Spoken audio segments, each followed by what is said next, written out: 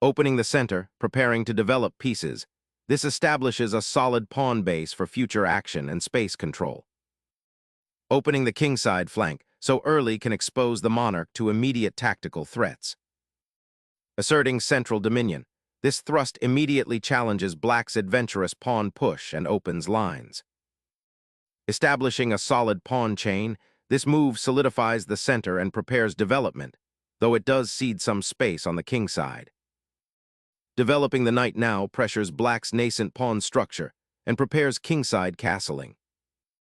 Pinning the knight offers an immediate tactical threat and aims to disrupt white's pawn structure, potentially creating a weakness. Securing the center and preparing kingside castling, Nf3 solidifies white's position against black's aggressive early pawn push. Developing this knight efficiently places it on a central square, eyeing potential kingside attacks and preparing for castling, all while respecting white's pawn structure. Leveraging the queen's diagonal pressure, white aims to exploit black's potentially isolated queenside pawns and disrupt their harmonious piece development. Confronting the queenside pressure, this pawn thrust immediately challenges white's central structure, aiming to open lines for counterplay. Unlocking the c-file for immediate central pressure, this capture strategically opens avenues for your queen and rooks while forcing black into a concession of central pawn presence. Unpinning the knight and developing a piece is a natural reaction, yet it opens up the possibility for white to exploit the now undefended c6 pawn with a central pawn push. This move, while seemingly active, creates a subtle pawn structure weakness that might become a target later.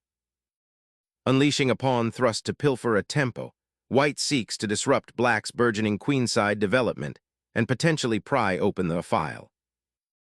Opening up the bishop to contest the center's captured pawn offers active counterplay, forcing white to consider their queen's safety and potentially disrupting their pawn structure if they choose to defend it. Fortifying the king's safety with a pawn advance, this maneuver prepares to castle queenside, a strategic choice that opens lines for active piece play, while simultaneously aiming to deny black crucial central squares. Solidifying the pawn chain and preparing to develop the bishop to a more active square on g4 or h5 offers black a good chance to contest the center, but it might also lead to pawn weaknesses if not handled carefully down the line. Securing the queen's grip on the central dark squares, this placement subtly prepares for potential pawn advances or a controlled retreat should threats materialize, while also keeping an eye on kingside dynamics. Black bravely expands on the queenside, aiming to disrupt white's central control and potentially create a dynamic pawn structure, though it does cede some tempo. Bolstering the kingside presence, this development prepares to castle, solidifying the monarch's safety and initiating piece coordination for potential central action or a queenside expansion. Securing the king behind a pawn shield is a sensible priority, especially given the open diagonals and potential for piece activity white might try to generate. This move also frees up the rook on h8 for future defensive or offensive maneuvers, potentially along the newly unblocked 8th rank. Sharpening the pawn structure on the queenside by committing to b3 aims to solidify white's queenside pawns, potentially preparing a later advance of the b-pawn to gain space or support a central pawn push. This decision also subtly reroutes the queen, perhaps to a more secure square or to prepare for future maneuvers, while accepting that the queenside bishop's development might be slightly delayed or altered from its ideal diagonal. It signifies a positional commitment, trading immediate flexibility for long-term structural integrity. Developing the bishop to this diagonal, while seeming natural, neglects the pressing need to control the center and potentially creates a slight vulnerability on the queenside, as white's pawn structure on the queenside is already more advanced. Securing the bishop's diagonal is paramount, allowing it to eye the long-range prospects towards black's kingside while also offering defensive support along the c1h6 diagonal. Black finally unpins the knight, allowing the bishop to find a slightly less congested diagonal after a prolonged period of cramped development. Unlocking the d-file for potential pressure against black's castled king becomes the immediate priority, preparing to support a centralized pawn push or to harass the opponent's queenside structure. Bringing the bishop to g6 solidifies the diagonal and prepares to connect the rooks, a crucial step towards activating black's queenside potential and contesting the open d-file. Unleashing the knight towards the king side, white probes for weaknesses, a bold strategic thrust aiming to dislodge the g6 bishop and potentially expose black's castled king to concentrated attack. Shifting the bishop to this square reinforces the pawn structure and subtly prepares for a potential kingside pawn storm, a common theme in Dutch defenses where black seeks counterplay.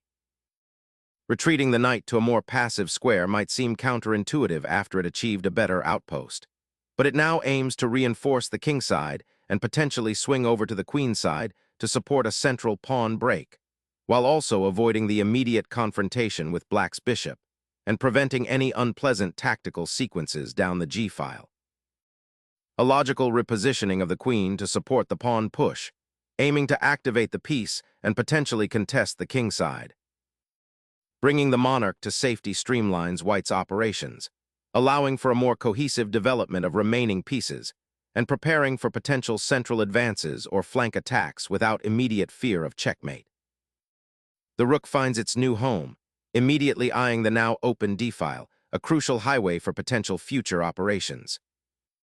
Reorienting the rook to the central file offers prophylaxis, shoring up potential weaknesses and preparing for a more robust defense against any encroaching enemy pieces, while simultaneously keeping options open for future advances. The knight surges forward, a bold gambit aimed at disrupting white's solid setup by directly challenging the f2 square and the vulnerable king. This aggressive thrust creates immediate tactical possibilities, forcing white to make a decision about defending their king's sanctuary or risking material. Dislodging the knight from its advanced post on g4 is paramount, as it poses a significant threat to white's kingside and can disrupt the planned pawn break. Returning the bishop to g6 looks like an attempt to re-establish a defensive shield around the king after the knight's foray, potentially aiming for a quiet regrouping, though it does allow white's queen another chance to infiltrate on the c-file. Unlocking the kingside defense and preparing a forceful thrust on the king, this piece gracefully pivots to a more active square, bolstering the central pawn structure and hinting at future kingside activity while simultaneously providing crucial support for the e3 pawn. Injecting a knight into the enemy position, this move immediately confronts the bishop on d3 and aims to disrupt white's developing harmony. Liberating the knight from the queenside pressure, white decisively enters the central exchange, aiming to simplify and gain clarity in a position that has been a bit murky. This action clears the way for potential queen activity on the open d-file and creates a dynamic tension around the kingside, potentially opening lines against black's castled monarch if the subsequent play is handled with precision. Opening a diagonal for the queen and reinforcing the central pawns now grants black significant piece activity and improved central control, aiming to disrupt white's currently somewhat passive setup. Pouncing on the newly opened diagonal, this knight thrust creates immediate pressure on black's queenside pawns, particularly the vulnerable d6. The maneuver aims to exploit the static nature of black's piece on e8 and the potential weakness of the d6 pawn if the bishop on d7 retreats. White hopes to disrupt black's pawn structure and gain active piece play by forcing black to defend, potentially leading to pawn weaknesses or awkward piece placements for the defender. It's a dynamic initiative being seized before black can fully consolidate their position. Unleashing the queen directly into this tangled center is a bold attempt to disrupt white's knight outpost, prioritizing activity over consolidating the slightly awkward placement of black's pieces. Securing the king's escape route is paramount with the central pawn structure so disrupted and black's pieces gathering. Black's queen embarks on a daring sortie, eyeing the weakened kingside and probing for weaknesses created by white's earlier pawn advances. Gaining ascendancy over the d-file is the immediate objective, creating a potential invasion point for the rook and simultaneously dislodging black's knight from the otherwise secure e5 square. Pushing the e-pawn forward like this immediately creates a dynamic imbalance, forcing white's pieces to reevaluate their influence on the central squares. Black is clearly aiming to disrupt white's bishop pair advantage and perhaps initiate a queenside pawn storm. But this advance could also leave the kingside slightly more exposed to a swift attack if white can reorganize effectively. Consider the potential for a pawn chain to develop, though the current placement of your pieces might not fully support such a structure without further preparation. Securing the king's position by repositioning the bishop to a more defensive diagonal after black's aggressive pawn thrust appears to be the immediate priority, anticipating potential threats along the central files or the now open kingside. Black firmly establishes a central pawn presence, initiating a positional tug-of-war that promises to unfold across the chessboard, aiming to solidify their space and potentially launch an assault on white's king. Repositioning the rook to the open file aims to bolster the central pawns and potentially prepare for a queenside expansion, but it concurrently neglects the defense of the kingside, where black's knight has found a potentially dangerous outpost. A daring gambit is unleashed, sacrificing a pawn to tear open the kingside and expose white's monarch. This move injects immediate chaos and forces a sharp reevaluation of the board's central structure, potentially creating a powerful passed pawn or a decisive attack if white falters in defense. Opening the d-file for immediate pressure, white boldly trades the rooks, aiming to exploit black's doubled pawns and weakened kingside structure that resulted from the prior exchanges. Suddenly, the central files crack open, creating a dynamic imbalance that will define the coming exchanges and potentially accelerate the transition to a tactical endgame. The exchange on the d-file is a decisive moment, stripping away black's central pawn structure and opening up possibilities for white's remaining pieces to exert pressure. Recapturing the rook with the queen fundamentally alters the ensuing endgame. Black must now carefully assess the consequences of this piece exchange, as the king's safety becomes paramount with fewer defenders. Opening the diagonal for the bishop to influence the queenside is a key piece of the plan after the rook exchange, aiming to activate the light-squared bishop and potentially threaten weaknesses on b7 or c6. The queen now repositions, seeking a less exposed square after the rook exchange, aiming to rejoin the battle on the kingside where white's pieces are beginning to assemble menacingly. Securing the king's safety amidst the open files becomes paramount now. The queen's repositioning aims to reinforce the defensive structure and prepare for potential piece exchanges that could simplify into a more manageable endgame. Initiating a pawn storm on the kingside signals a desire to break through the static pawn structure and exploit the exposed king. The king seeks refuge on the edge of the board, a cautious sidestep away from the open files, anticipating any potential checks that might arise from the centralized enemy queen and rook. The king embarks on a brave, albeit precarious, journey across the board, seeking refuge on the kingside from the open central files now that the rooks have been exchanged. Unveiling the queen to d7 immediately seizes control of the central dark squares and prepares to contest the open d-file, simultaneously threatening to dismantle white's pawn structure with a decisive queen sortie. Redirecting the knight to d8 intends to untangle the pawn chain and potentially offer resistance along the d-file, though it allows white's queen to penetrate deeper.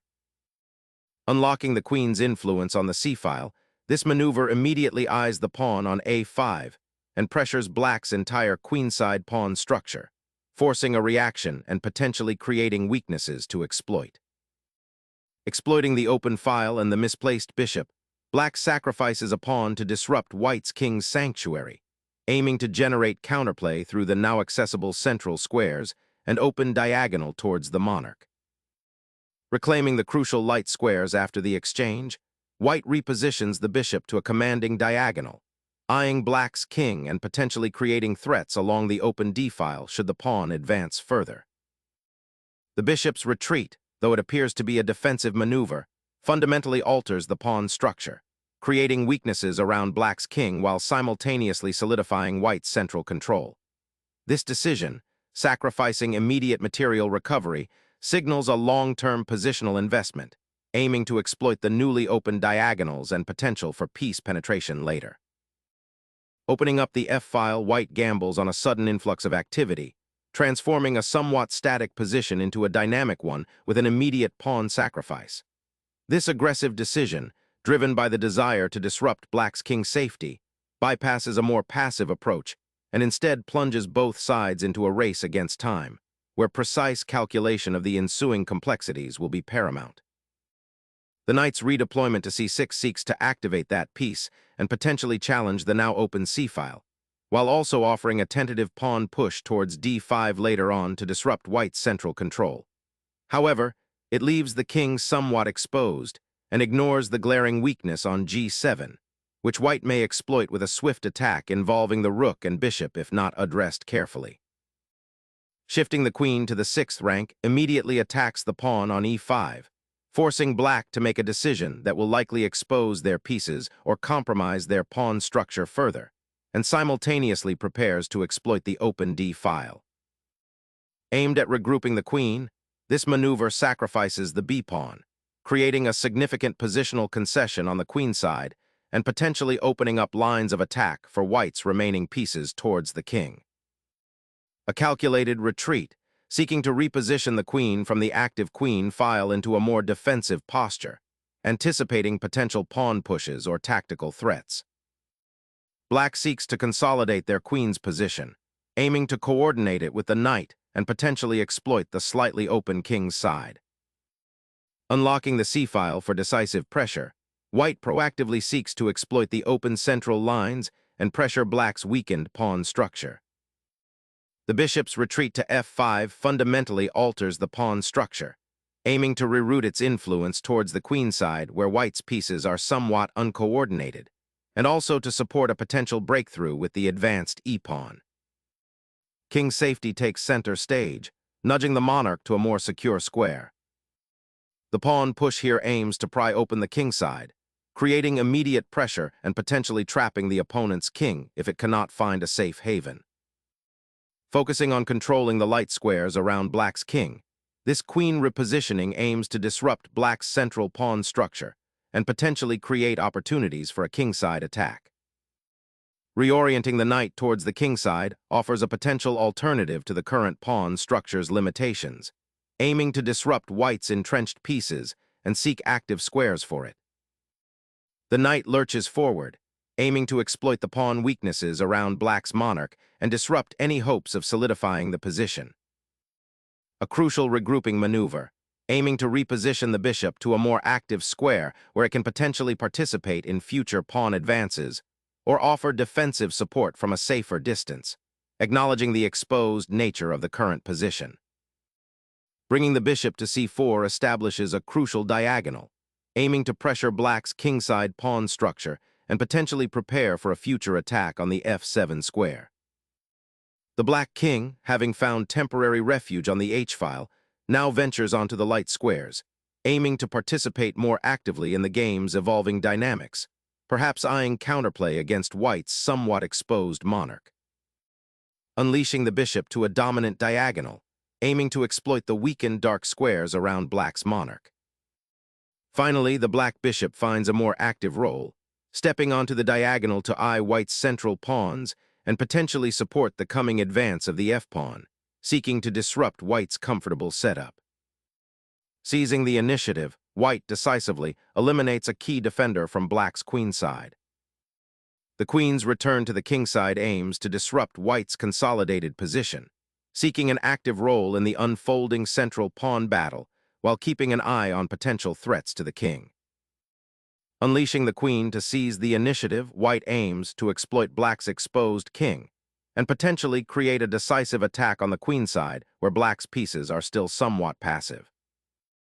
Abandoning the attack on the vulnerable White king, Black now seeks to solidify their position and prepare for a potential transition into an endgame, prioritizing piece coordination over immediate aggression. Unleashing a devastating bishop thrust, this move immediately threatens to dislodge Black's queen and shatter the fragile pawn chain, opening lines of attack that were previously inaccessible.